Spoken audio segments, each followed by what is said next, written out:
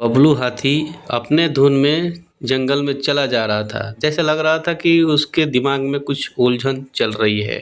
इस कार्टून को देखिएगा, बहुत ही इंटरेस्टिंग कार्टून है। आप लोग पूरा देखिएगा। अगर पसंद पड़े तो लाइक, सब्सक्राइब और कमेंट करके शेयर करके आगे बढ़ा दीजिएगा। बबलू हाथी सुबह सवेरे अकेले वन में टहलने के लिए निकला। वह अपने ही धुन में चला जा रहा था। लगता था उसके दिमाग में कोई उलझन है जिसे वह सुलझाने की कोशिश कर रहा था। सड़क पर आगे बढ़ते ही उसके सामने चीकू खरगोश भागा। बबलू का पैर उसके ऊपर पड़ने ही वाला था कि चीकू जोर से चिल्लाया। उसकी आवाज सुनकर बबलू ने अपना पैर पीछे खींच लिया। कहाँ खोए हो बबलू भाई? कहीं नहीं, बस कुछ ऐसे ही सोच रहा था। किस बारे में? तुम जानकर क्या करोगे? शायद मैं तुम्हारी कुछ मदद कर सकूं। तुम तो जानते हो आजकल वन में कितनी चोरियां हो रही हैं, पर चोर का कोई अता पता ही नहीं है। इस बात को लेकर वन के सारे प्राणी चिंतित थे। वे वहाँ खुद को सुरक्षित महसूस नहीं कर रहे थे। अरे चीकू भाई, हम मजबूर हैं। हम चोर को पकड़ ही नहीं पा रहे हैं। वह बहुत चालाक है और अपने काम को बड़ी कुशलता से अंजाम दे रहा है। कहीं कोई सबूत ही नहीं छोड़ रहा। हमारे राजा इस बात को लेकर बहुत चिंतित हैं। यही कारण है कि हम सब इस बारे में सोच रहे हैं। अब तुम मेरी इसमें क्या मदद कर सकते हो? मैं कुछ सोचता हूँ, हो सकता है मुझे कोई उपाय सूझ जाए।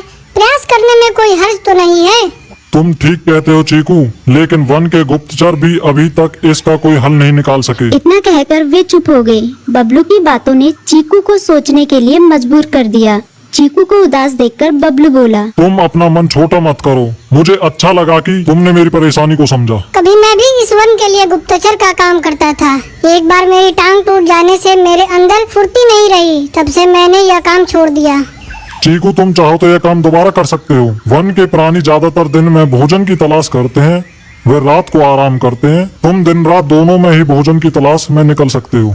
हो सकता है रात को तुम्हें कुछ ऐसी बातों का पता चल जाए जो हमारे काम की हो। हाँ बबलू, तुम ठीक कहते हो। मैं आज रात को वन में घूम कर इस बात का पता करने की कोशिश करता हूँ। थोड़ी देर बातें करके चीकू अपने बिल की ओर बढ़ गया और बबलू अपने रास्ते चला गया। चीकू के दिमाग में अभी तक बबलू की कही बातें घूम रही थी। उसे समझ नहीं आ रहा था वह बबलू की मदद कैसे करे।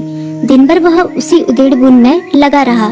शाम होते ही चीकू कुछ सोचने लगा और वह चुपचाप बिल से बाहर निकल आया। चीकू की पत्नी ने देखा तो बोली, इस समय कहाँ जा रहे हो? बाहर खतरा है। खतरा तो सुबह भी रहता है, लेकिन खतरों से डर कर हम भूखे तो नहीं मर सकते। मैं बाहर घूम कर आता हूँ। इतना कहकर चीकू रात को बिल से बाहर निकल आया। कुछ दूर जाकर उसकी नजर बंकू उल्लू पर पड़ी, जो कुछ ही दूरी पर था। वह पेड़ की डाल पर बैठा अपनी गर्दन चारों तरफ घुमा रहा था। वह तेजी से पेड़ की एक डाल से दूसरी डाल पर उड़ रहा था। बंकू की नजर उस पर नहीं पड़ी थी। कुछ सोचकर चीकू पेड़ के पीछे से बाहर निकलकर थोड़ी खुली जगह पर आ गया और वहां से बंकू उल्लू को देखने लगा। बंकू ने चीकू को अंधेरे में भी देख लिया, पर उसने उसमें कोई उत्सुकता नहीं दिखाई और अपनी गर्दन चारों ओर घुमाता रहा। चीकू बड़ी देर तक बंकू की हरकतों पर नजर रखे रहा। वह थोड़ी देर तक खुले मैदान में खड़ा रहा, पर बंकू ने उसे देखकर भी अनदेखा कर दिया। उसने महसूस किया कि बंकू के आसपास चमकू चमगादड़ भी मंडरा रहा था। कुछ देर वन में घूमने के बाद चीकू अपने बिल में लौट आया और सुबह होने का इंतजार करने लगा। अगली सुबह बबलू उसी रास्ते में जा रहा था। रास्ते में चीकू उसका इंतजार कर रहा था। आज बड़ी जल्दी आ गए बबलू। हाँ, आजकल मुझे चिंता की वजह से नींद नहीं आती। कोई नई खबर है क्या? यकीन से तो मैं नहीं कह सकता, पर मैं तुम्हें ऐसे प्राणी का नाम बता सकता हूँ जो शायद चोरों की मदद कर रहा है। कौन है वो? बंकू उल्लू।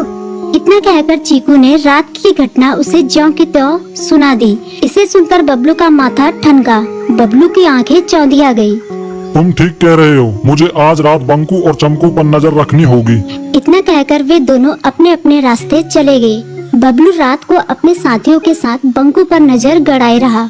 उसकी संदिग्ध गतिविधियों को देखकर बबलू ने उसे उसके साथियों चंकी और संकी लोमड़ के साथ पकड़ लिया। बबलू ने सख्ती से पूछताछ करनी शुरू कर दी। तुम इस समय बंकू चमकू के साथ क्या कर रहे हो? हम चारों दोस्त हैं, इसलिए साथ बैठकर बातें कर रहे हैं। चमगादड़ और उल्लू की दोस्ती तो समझ में आती है, पर लोमड़ के साथ दोस्ती कैसे हो सकती है? सख्ती से पूछने पर दोनों ने अपना जुर्म कबूल कर लिया और सभी चोरियों के बारे में बताया। जो उन्होंने कुछ दिन पहले वन में की थी। बबलू ने उनके चोरी का सारा सामान भी बरामद कर लिया। बंकू और चंकू को अभी तक समझ में नहीं आ रहा था कि वो इतनी आसानी से कैसे पकड़ में आ गई।